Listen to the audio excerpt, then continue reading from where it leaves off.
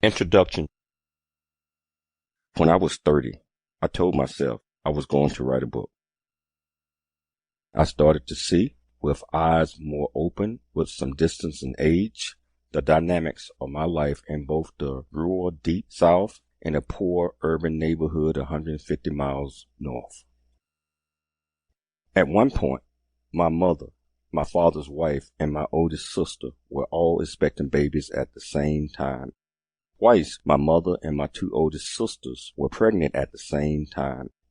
Within my larger family circle, circumstances also led to first cousins who were half-sisters. I am still trying to figure out what to call that, besides saying we had family members who were multiple kin. This is what poverty, lack of education, and helplessness looks like. The feeling of being destined to repeat the same patterns of our mamas or our daddies, if we were lucky enough to have one around, our brothers or our sisters or our aunts or our uncles. It was the same story over and over. Just as we would rise before dawn every day on our Alabama farm, we would begin chopping wood and feeding the animals.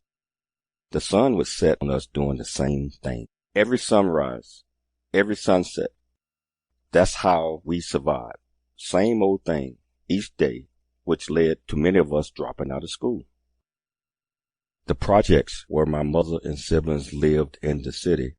We also had a predetermined life. Girls were lucky to turn 16 and not be pregnant. The boys were lucky to call themselves high school graduates. Generation after generation, that happened because it was the only way we knew. I felt a need to write this down, to explore why this happened and not have lessons or meaning fade over time. In time, may have moved on elsewhere, but in these southern areas, it's still very much stuck in the past.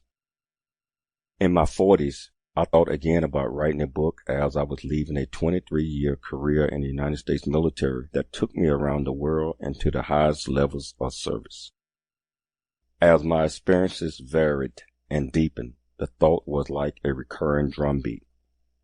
As I write this now with nearly 60 years under my belt, I feel I might have had 8 or 9 lives.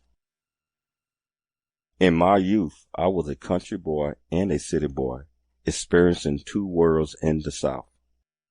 To escape the pull of poverty that grips us so tight we couldn't see beyond it, I joined the United States Navy, rising to become a commissioned officer and serving in the Pentagon.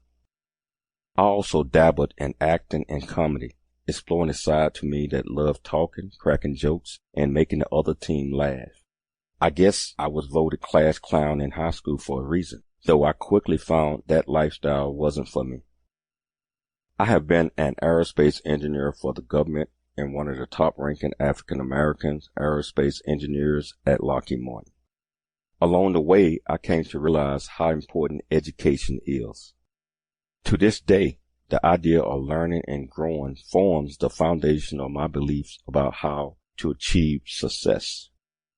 I hold a total of 12 degrees and master's level certificates, always a student. I am currently working on my doctorate in education and organization leadership. When I look at where I came from, it was a tremendous feat for me to even envision earning these degrees and academic achievements. I was compelled to share my story and some of these wisdoms that I have been able to gain on this path. So I became a motivational speaker and founded a nonprofit organization, the J.C. Cooley Foundation Options, Opportunities / The Choice Program, to inspire youth and teens to help them become future leaders, however that looks for them. I hope my experiences will help you envision what's possible and realize what you can achieve. I hope this book will be a companion for you on your journey. As for me, if I have learned anything in the almost 6 decades of life God has blessed me with, it's this: my journey ain't over yet. A final thought. The following pages capture my recollections with the great help of family members and friends who have lent their time and memories. I have sought to accurately portray the details this book contains to the best of my ability and to capture the reality of these experiences and my upbringing as it looked to me.